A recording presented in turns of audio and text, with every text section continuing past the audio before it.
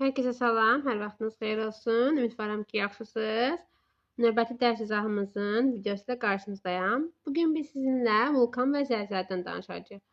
Biz sizinlə endogen proseslərdən danışmışıq. Yəni yer səthində, yerin daxilində baş verən proseslər və bunların da ən öndə olan formalar bizdə adlanacaq nə? Vulkan və zəlzələlər. Ümumiyyətlə, vulkanizm prosesləri nədir? Yəni, yer səthində niyə vulkanlar püskürür və s. Bunların biz sizlə bugün aydınlaşdıracağıq. Bir şey yadda salmanızı xahiş edirəm ki, sizdən. Vulkan və zəlzələlər, yəni yer səthinin daxilində, yəni yerin daxilində baş verən deməli, tektonik proseslər nəticəsində yaranır və endogen proseslərin nəticəsi olaraq biz deyirik nəyi? Vulkan və zəlzələləri. İlk öncə gəlin vulkandan başlayacağıq. Yerin daxilində bildiyiniz kimi, yəni nüvənin daxilində nüvə həddindən artıq istidir, biz bunu əslən keçmişik və mantia hissədə yer səthindən gedən günəş şüaları, həmçində yerin üzərində baş verən müxtəlif proseslər nəticəsində yerin daxilində aktivlik baş verir, oyanma baş verir. Yer səthində aktiv zonada deyirik ki, nə yaranacaq? Yəni maqmatik proseslər intensivləşir. Bu maqmatik prosesləri biz necə sizinlə yoğunlaşdıra bilərik? Baxın, düşünün ki, yerin səthində Lorde'də deyəcəm ki, yaxşı yadda qalsın. Məsələn, tutaq ki, düşünün bir qazandır. Və bu qazanın içərisində bir su əlavə eləmiş və bu su nə edir? Qaynamağa başlayır. Çünki nüvədən gələn isti nəticəsində. Və o su qaynayır və qatılaşır. Və artıq yerin daxilində enerji yaranır. Bunu belə deyim, sizə Lorde'də deyirəm və elmdə biraz deyim ki, daha yaxşı yadda qalsın. Əslində, vulkan və zəlzələnin yaranması ən çox da vulkanın yerin daxilində enerjinin səthə çıxmasıdır. Çünki biz bilirsiniz də, yerin üzərində hərəkət edirik, məsəl üçün öz gündəlik həyatımızda və s. Nə edirik? Yerin daxilində əslində təsir göstərir. Özümüzün xəbərimiz olmasa belə, yerin daxilində biz təsir göstərir. Və bu təsir nəticəsində yer daxilində yığılır və sonra o enerji patlaması baş verir, belə Lorde desə. Enerji patlaması nə baş verir? Vulkan püskürür. Ümumiyyətlə, vulkanizm prosesi nədir? Vulkanizm deyəndə dedik bayaqca maddə. Maddə yəni maqmanın çatlar vasitəsilə səthə çıxmasına maqmatizm deyilir. Ümumiyyətlə, vulkan və zəlzələ geosinkron ərazilərdə baş verəcək. Geosinkron ərazilər biz deyirik hansılar idi? Deməli, deyirik Alp, Himalay, Ant Kordilyer, Sakit Okean odlu qövsü və Orta Okean dağ hissəsi, düzdürmü?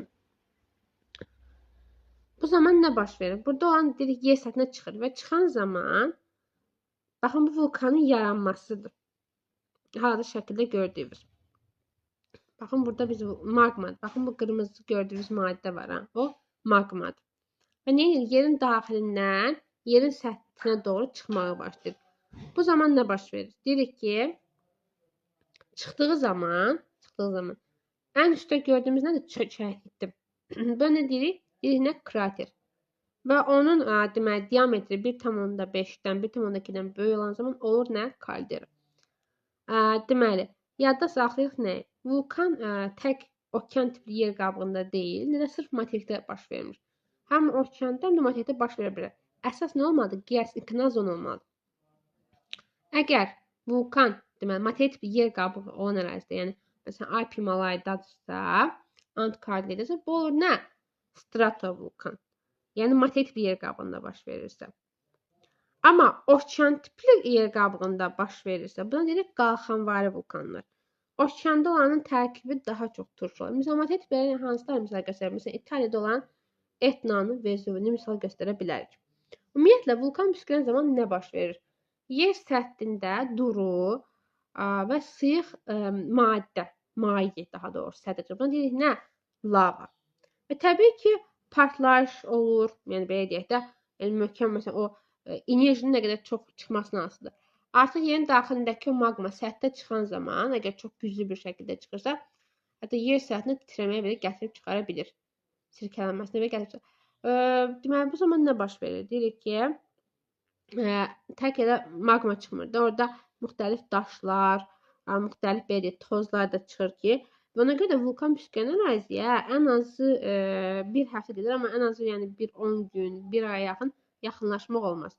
Çünki o maye çox qaynar olur və insanın əgər səthinə düşərsə və yaxud da ki, heç adi nəfəs belə, yəni həmin əraziyə gedib o bizim yəni insanın orqanizminə çox olsun. Ona görə də Yəni icazə verilmir. Vulkan püskürən ərazilərə müəyyən müddət yaxınlaşmaq olmaz. Yadda nəyə saxlayırsınız? Burada qeyd etmişəm. Vulkan ancaq belə deyək, geosinkronaldadır. Yəni platformada vulkan yoxdur. Və biz deyirik tasvir tavalarının sərhəddi geosinkronaldır. Tavaların mərkəzi hissəsi deyirik nədir? Deyirik ki, tasvir tavalarının sərhəddi geosinkronaldır, mərkəzi platformadır. Ona görə tavalarının sərhədində biz ancaq nəyə rast gələ bilərik? Deməli, vulkana. Ümumiyyətlə, bu şəkildə də görürük. Vulkanın necə baş verməsi sxemizə. İlk öncə dərinlikdə baş verən prosesdə necə çat yaranır. Baxın, birinci oxdan göstərir. Çatlar yaranır, düzdürmü? Və ikinci nə baş verir? İkinci isə gəlir nə? Bir saniyə. İkinci isə deməli bizdə gəlir nə? Yer qabını yaranan çatda yüksək deyir ki, nə baş verir? Təzyiq baş verir. Və təzyiq nə edir? Baxın burada. Bax bu çatlardır. Baxın burada gördüyünüz çatlar. Magma daxil olur. Daha sonra magma nə edir? Baxın vulkanın boğazı, elementlərini deyəcək. Bax bu qalxdığı isə onun boğazı adlanır.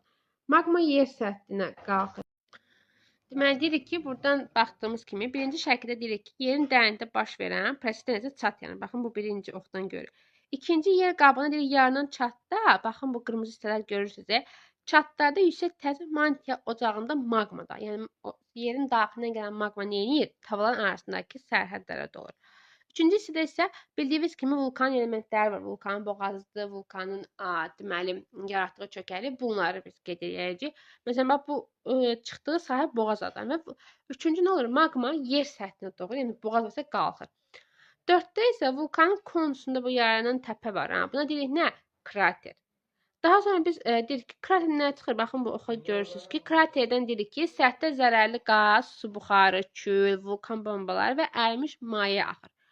Daha sonra deyirik ki, yer səthində konusa bənzər, baxın, bax bu hissə var, bu yaşıl, bu forma yaranır. Daha sonra deyirik, sonda nə yaranır? Dərinlikdəki istilik nəticəsində yer altında deyirik, qaynar sular var. Bunlara biz nələr deyirik? Deyirik ki, geyzerlər yaranır ki, bunlar adlanır nə? Geyzer. Yəni geyzer nədir? Dərinlikdəki istilik nəticəsində yeraltı qaynar suların yüksək təzyiqlə səthə çıxması nəticəsində baş verəcək. Baxın, buradan da biz nəyə baxırıq? İndi gəlin buradan vulkan elementlərinə baxaq. Baxın, bu qırmızı gördüyünüz olur nə? Magma və bu səthə çıxır. Çıxdığı isə deyirik nə? Baxın, oxla göstərilir. Boğaz. Daha sonra deməli, buradan gəlir nə? Baxın, bu gördüyünüz şəkildə əvvəlki püskürmə krateri. Yəni, əvvəllər püskürən zaman, məsələn, vulkan yarandı krater. Sonra baxın, bu hissədə isə bu yan çatlanır. Buna deyirik yan krater. Bu zaman, məsələn, vulkan püskürən zaman deməli, axdığı maye deyəcəyik nə? Lava. Lavanın ikinə deyirik nə? Kül lavası. Yəni, tək elə maye kimi yox, məsələn, kül formasında da yarana bilir. Və vulkan püskürən zaman deyirik ki, nə yaradır özündən? Qazdır, küldür, daşlardır, düzdürmü? Daha sonra gəlirik deməli, burada isə müxtəlif siz formalı vulkanları görə bilərsiniz. Ümumiyyətlə, tək deyə bilmərik ki, məsəl üçün, dünyada sırf fəaliyyətdə olan vulkanlar var. Vulkanların özünü biz iki hissəyə ayıracağıq. Fəaliyyətdə olan vulkanlar var və sönmüş vulkanlar var. Bu nə demək? Fəaliyyətdə olan vulkan deməkdir ki, yəni onlar ildə bir dəfə də olsa, ildə bir neçə dəfə də olsa püskürə bilir. Yəni fəaliyyətini davam etdirir. Sönmüş vulkanlar isə o vulkanlara deyirik ki, onlar bir müddət əvvəl fəal olublar, püskürüblər və artıq onlar sabitləşiblər nisbətən. Yəni artıq püskürmür. Buna deyirik deməli nə? Sönmüş vulkanlar. Daha sonra bir də bizdə deyirik ki, yalancı vulkanlar var. O da nədir? Palçı vulkanlardır. Palçı vulkanlar isə əslində biz deyirik hardadır? Azərbaycanda daha çox yayılır və biz palçı vulkanlarımızın sayına görə Qafqazda birinci yerdəyik. Bu isə də aydın olursa, yavaş-yavaş keçək vulkanlara. Vulkanların deməli əsas nəyə yadda saxlamalısınız?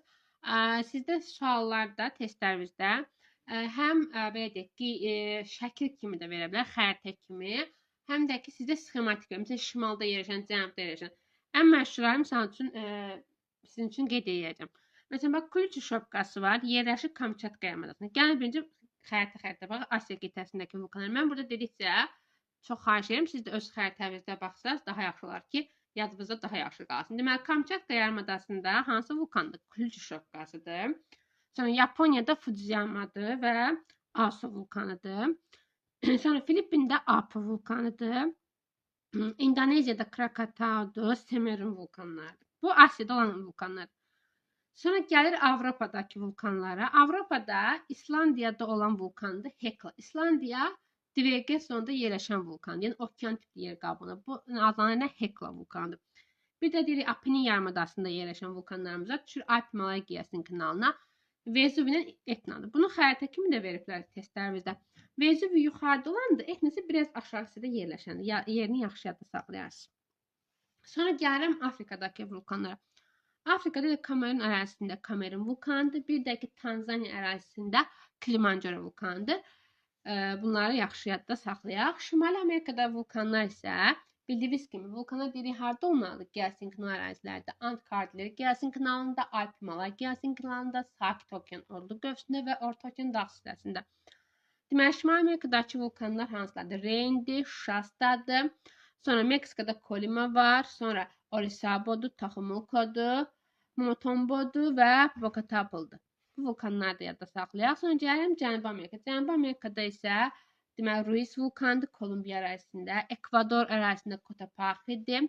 Sonra San Pedrodur, bir də Liliacodur və Liliaco Cənubi Amerikanın ən yüksək belə deyim, vulkanı hesab olunur. Yəni ən hündür vulkan Çil ərazisinə düşür. Sonra Antarktidadakı vulkan isə Erebusdur. Bax yadda saxlayın nəyi? Erebus. Yəni R-la olduqda bir söz yazım sizin üçün. Məsələn bax Erebus deyirəmsə, fəaliyyətdə olandır və Antarktidadır. Yox, Elbrus deyirəmsə, bəzən tələffüz və sair sizi çaşdıra bilər. Elbrus isə deyirəm hardadır? Deməli Avropadır və Elbrus vulkanı sönmüş vulkandır. Yadınızda saxlayarsınız. Qafqazda yerləşir. Daha sonra deməli gəlirik nəyə? Hava adalarındakı vulkanlar isə Mauna Loa və Mauna Kea'dır. Hava adalarında yerləşir. Buradan da bu şəkildə də baxırıq ki, fəaliyyətdə olan vulkanlar görürsünüz. Yəni deməli nə püskürür. Püskürən zaman özündən tozlar, müxtəlif daş hissəcikləri, tozlar yaradır. Sönmüş vulkanlar isə sadəcə konusu qalıb və onlar belə deyək. Yəni vulkanın püskürməsi üçün, yəni maqma yaranması azı şərait lazımdır, qığılcım olmalıdır. Amma sönmüş vulkanda artıq o yox olub deyə sönmür. Amma bu demək deyil ki, sönmüş, sizə sual yaranar ki, bəs sönmüş vulkandırsa bu hesab püskürməyəcəkmi? Ola bilər. Nə vaxt? Yəni həmin ərazi az qığılcım olsa və onun da maqmanın yaranması üçün, yəni proses intensivləşsə, şərait yaransa, təbii olaraq niyə də olmasın? Yəni yarana bilər. Sönmüş vulkanlar dedik ki, əsasən ölkəmizdə var. Yəni Kiçik Qafqaz ərazisindədir. Bunlardan deməli nələri misal göstərəcəm. Məsələn, Böyük Şıxlıdır, Gəlin Qayadır, Qızılboğazdır, Pərçinqalıdır, Ayçınqalı. Bunlar Azərbaycandadır. Böyük və Kiçik Ağrı sönmüş vulkanı var Türkiyə ərazisində. Savalandır, Dəmavənddir, İrandadır. Çimborazo Ekvadordadır, Cənubi Amerikadadır. Elbrusla Kazbek Qafqazdadır. Makkenlə Şimali Amerikada olan sönmüş vulkanlardır. Adlarını bilsəz yaxşıdır. Sonra dedik ki, vulkanizm bayaq şəklində göstərdik ki, püskürən zaman deməli, ən sonunda nə yaranmışdı? Deyirik ki, səthə çıxan isti bulaqlar yaranmışdı. Biz buna deyirik nə? Yəni isti bulaq və isti su qaynarsa, bunlar adlanır bizə nələr? Geyzerlər. Geyzerlərdə vulkanik proseslərin intensiv getdiyi ərazilərdə səthə çıxır və böyük təzyiq altında çıxır. Fəvvarə kimi belə deyək, yəni ki, bilirsiniz söz olaraq, həmin formada səthə çıxır. Bu hansı ərazi olacaq? Geosinklinal ərazi, yəni vulkanizmin olduğu. Ən məşhur yerlər Yeni Zelandiyadır, İslandiyadır, İndoneziyadır, İtaliyadır, Meksika, ABŞ, Rusiyada Kamçatka ərazisində rast gəlinir. Yəni testlərimizdə var, deyil, məsəl üçün geyzerlərin ən çox rast gəlindiyi ərazi. Yəni bunları yada salsaz çox əla olur. Deməli, sonra deyirik ki, geyzerlərin, yəni geyzerlərdə su buxarının yer səthinə çıxdığı çökəkliyi qrifon adlanır. Bax, fəaliyyətdə olan vulkanların deyirik ki, ümumiyyətlə vulkanın səthə çıxdığı nə adlanır? Krater adlanır. Qarışdırmayın. Amma geyzerlərin səthə çıxdığı çökəklik deyirik nə? Grifonlar deyirik. Sonra gəldik palçıq vulkanlarına. Palçıq vulkanları dediyimiz kimi ölkəmizdə biz Qafqazda birinci yerdəyik. Azərbaycanda Qobustan Abşeron ərazisi. Ən çox da neftli, qazlı çıxan, yəni neft, qaz olan ərazilərdə deməli bu vulkanlara rast gəlinir. Bunlara təbii olaraq yalancı vulkanlar deyilir. Çünki bunlar ancaq palçıq püskürür, belə deyək. Bunların da deməli və palçıq vulkanlarının məsələn necə fəaliyyətdə olan vulkan püskürdüyü maye deyirik, lava. Burası deyəcək nə? Salzalar. Püskürdüyü palçıq olacaq nə? Salzalar. Salza palçıq vulkanlarının püskürməsinə deyilir. Püskürmə məhluluna və yaxud da məhsuluna necə yadınızda qalırsa yadda saxlaya bilərsiniz. Ona deyəcək nə? Sazlar. Ən çox dedik ki, Azərbaycandadır. Qafqazda birinci yerdəyik. Abşeron Qobustandır, Cənub Şərqi Şirvandır, Baraz. Ümumi dünyada da Yeni Zelandiyada var, Tasmaniya və Keç yarımadasında var, Krımda var.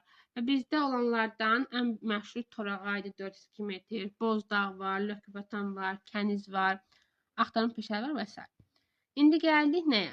Zəlzələlərə. Deməli, zəlzələ nədir? Yer səthinin ani titrəməsi zamanı baş verən endogen proseslərdən biridir. Və zəlzələ baş verir, necə baş verir? İlk deyirik ki, deməli, taki tavadır, düzdürmü? Baxın, bunlar düşünün, yerin ikisi də, məsələn, öz yerlərində də, məsələn, puzzle kimi düşünün. Və biz bu puzzle nə edirik? Dağıdırıq. Enel təsvir tavası. Əgər tavalar başlayır yerlərindən çıxmağa. Məsələn, öz belə qəlblərindən çıxır. Və bu zaman çıxdığı zaman nə baş verir? Deməli, bunlar çıxdığı an yerə titrəşim baş verir. Biz bunu nə hiss edirik? Buna deyirik nə? Zəlzələ. Və bu titrəşim zamanı, əgər, məsələn, bu tavalar təkrar yerinə qayıtmalıdır, düzün. Bax, bunlar bir-birinə ayrılan zaman, yəni öz yerlərindən, öz qəlblərindən belə deyim ki, daha yaxşı çıxdığı zaman, bunlar yer səthində bir təkrar hissi olmuş, düzdürmü? Yəni titrəşir. Və bunlar çıxdıqdan sonra təkrar yerinə qaydana kimi təhlükəlidir, yəni zəlzələ olma ehtimalı. Niyə? Çünki bu tavalar nə edir? Əgər bir-birindən deməli, yerinə oturana kimi, ya bunlar gəlib bir-birinə dəyə bilər, bir saniyə, ya buna gəlib, məsələn, bir-birinə toqquşa bilir.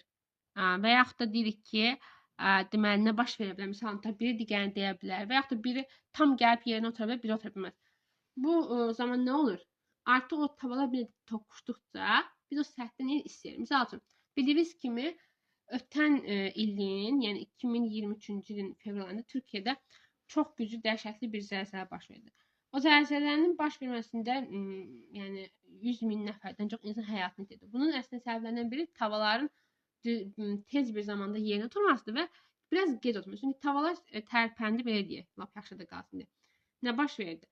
Artıq zəlzələ hiss olundu və sonradan artıq cəmi 1 saat ərzində, o 1-2 saat ərzində tavalar yenidən oturmağa çalışdı və bu zaman tam yerinə otura bilmirdi, bir-birinə dəyirdi deyə təkən hiss olundu və təbii ki, sırf tavaların üzərinə atmaq olmaz o zəlzələni.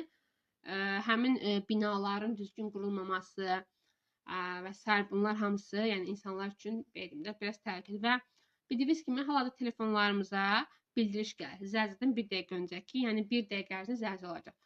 Və zəlzələ olan zaman nəyə yadda saxlayırıq? Təlaş etmək olmaz. Məsələn, bizdəki insanların ən çox panik atak keçirdiyi üçün belə olur. Yəni zəlzələni olduğu zaman daha qaçım, nə bilim liftə gedim və yaxud da ki, özümü hardansa atım, bu düzgün bir şeylər deyil. Sakin olmağa çalışmaq lazımdır. Özümüzü sakit saxlamaq məcburiyyətindəyik və təbii olaraq da misal üçün neynəməz? Çalış nə bir kürsülərdə dayan, nə qədər zəlzələ hiss eləsəz, heç vaxt orta hissədə dayanmayın. Çünki ən yüksək mərtəbəli binalarda və s. orta hissədən çökür binalar. Yəni küncsə onun dirəkləri deyirlər. İndi ikinci məşğuliyyətdən daha yaxşı bilər təbii olaraq. Yəni onun küncdə sütunlar var da evləri quran zaman. Həmin o durmaq sizə daha yaxşıdır və başınızı qorumalısınız. Ən əsas başınıza zərbə gəlməmək üçün qoruyun. Və yaxud nə bilim, çarpayının altında girmək olar və yaxud stol və s. Bunlar indi bir tövsiyə olaraq deyirəm, yəni ki, bunları da bilirsiniz. Deməli, dedik ki, zəlzələ ancaq hardadır? Gəlsinkina quşda Alp, Himalay, Antarktida, Sakit Okean, Oldu qövsündə, düzdürmü? Ən çox zəlzələ olan ərazilər, ehtimal ərazilər haradır? Bax, bu dediyimiz gəlsinkina ərazilər. Məsələn, ABŞ-dır, Meksikadır, Kolumbiyadır, Perudur, sonra Türkiyə, Azərbaycan, İran, Yaponiya, ən çox Çin, ən çox zəlzələnin olduğu ərazi. Deməli, zəlzələnin yer səthindəki proyeksiyasına deyirik nə? Epicentr. Bax, yer səthindəki proyeksiyasına adlanır nə? Epicentr adlanır. Proyeksiyası nə deməkdir? Yəni, baxın, görürsünüz, məsələn, dalğadır. Burada şəkildə daha aydın görünür. Yəni, bu belə xətlər, horizontal oluşan xətlər nədir? Bir dalğadır. Yəni, ocağı deyək. Epicentr onun ocağıdır. Yəni, proyeksiya nədir? Köçürülmədir. Yəni, yer səthinə hardan köçürüləcək? Həmin hissə, yəni yarandığı yer olur nə? Epicentr. Deməli, bəs hipocentr nədir? Hipocentr isə baş verdiyi yerə deyirik. Yəni, zəlzələnin, yəni yer daxilində harada baş verirsə, həmin ərazi biz deyirik nə? hiposendir. Hipo dərin, yəni nə qədər belə yüksəkliyə qalxıb yer səthinə gəlir. Bu adlanır nə? Hiposendir. Episendir var, hiposendir var.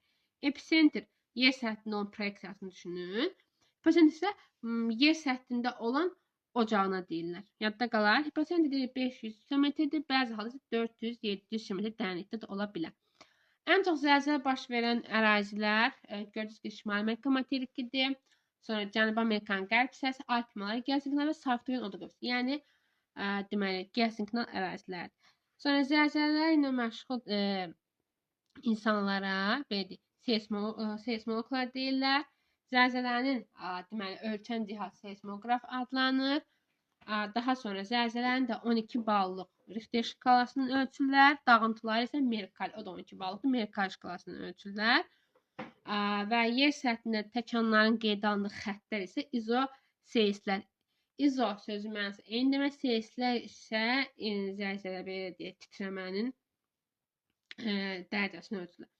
Ümumiyyətlə, zəlzələ biz ayırıq. Səth zəlzələsi var, normal zəlzələ var, dərinlik zəlzələsi var və çox böyük. Çox böyük dərinlik 300 km-dən çox olan, daha dərin olanlardır. 300-dən daha doğrusu 350-400. Dərinlik və aralıq zəlzələlər 60-300 km qədərdir. Normal zəlzələlər 10-60 km qədərdir. Səth zəlzələsi 10 km qədər olan zəlzələlərdir. Baxın, buradan da biz görürük episendir və hiposendir. 5, 10, 20 km. Əgər 5 km-dirsə, deməli 7 baldır, 10-dursa 8, 9 ola bilər. 20 km-dirsə artıq 10 bal. Yəni kilometr nə qədər çox olursa, zəlzələnin gücü o qədər çoxdur. Belə dalğanın sürəti o qədər çox gəlir. Deməli belə. Diqqətinizə görə təşəkkür edirəm. Bugün biz sizinlə zəlzələ vulkanları öyrəndik. İndi testlərimizdə var şimalda yerləşən vulkanlar. Şimalda məsələn Fudziyamadır, Yaponiyada olan Hekla vulkanını göstərə bilərik. Etnadır, Vezuvidir. Yəni bu kimi vulkanlardır. Ümumiyyətlə çalışın xəritə üzrə öyrənin. Nəsə əlavə suallarınız olanda isə, misal üçün videonun aşağısına yaza bilərsiniz və yaxud da ki, suallarınızı belə deyək, testlər üzərində tətbiq etməyə çalışın. Yəni buradan mən sizə dərsi izah elədim. Özünüz üçün qeydlər aparın. Sonra qeydləri də oxuyandan sonra başlayın testləri işləməyə. İmtahana düzü sayılı günlər qalır artıq, amma mən sizlərə güvənirəm. İnşallah hər şey yaxşı olacaq, çünki siz Nurani müəllimin imzalı tələbələrsiniz. İnşallah hər biriniz tələbə adını qazanacaqsınız. Mən sizlərə güvənirəm. Siz də özünüzə güvənin. Biz birlikdə güclüyük. Biz sizinlə birlikdə inşallah tələbə adını qazanacağıq. Bugünlük bu qədər. İnşallah növbəti dərslərdə görüşərik. Hələlik uğurlar.